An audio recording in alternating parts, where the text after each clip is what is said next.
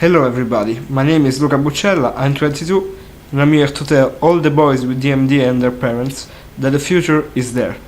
And I can say that honestly, because the future that I've started planning when I was 8 has now become my present. To tell everybody that even the less fortunate can have a full life. In many charity campaigns, at least in Italy, I don't know if it's the same in the United States, we hear the expression less fortunate than us, referring to disabled people. Well, I feel unfortunate or lucky in many fields. And then, is there such a thing as fortune? Actually, fortune is useless without a strong will. But with your will, fortune becomes clay that you can reshape and transform with your bare hands, just as you wish. We must be the first to consider ourselves as the normal people we are. The revolution must start within us. But it's not because of our disability that we must take things for granted. We must earn our chances. Nothing's free. We have the same rights and duties of every other human being. Our bodies are handicapped, not our souls. DMD doesn't determine the people we are. It doesn't make us better or worse than anyone else. But it's a part of ourselves that we must learn to live with.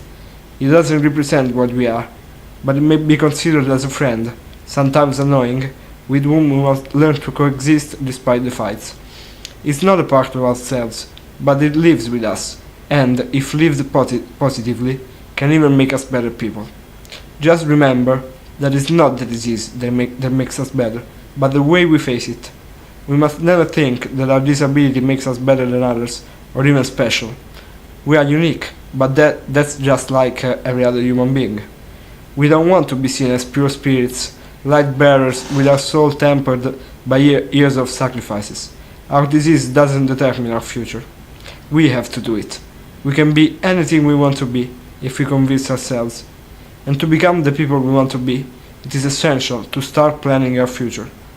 And in this specific aspect, I'd like to address myself particularly to parents.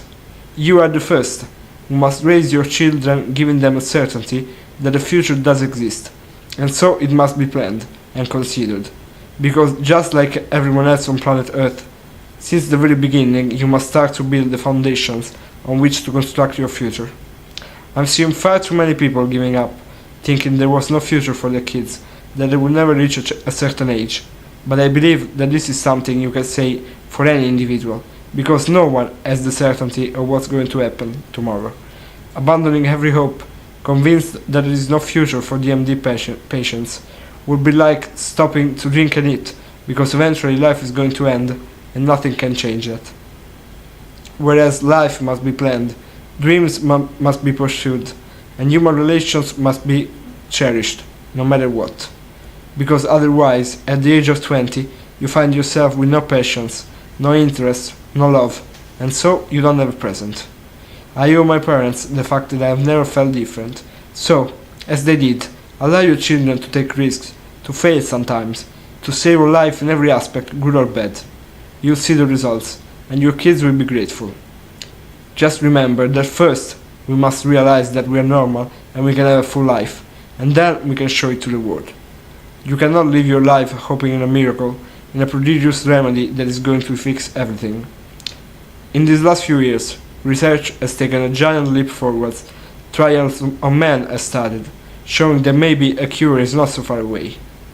But what will happen if you spend your whole life just waiting for a cure that will finally allow you to live what society calls a normal life, if the treatment doesn't reach you in good time? You will have lost a life just waiting, not living. You must become aware of the fact that you can live a full, happy, satisfactory and meaningful life, that maybe our disease isn't all bad after all. We must try and embrace our condition, and then we can start to see upsides. Believe me, there are just so many as the downsides. As my friend Pat Merchant likes to say, membership has its privileges. And so we have reserved parking, we don't have to queue at amusement parks, movie tickets are less expensive. In my country, people think twice before insulting you in your face, and if they do so, we can wheel them down.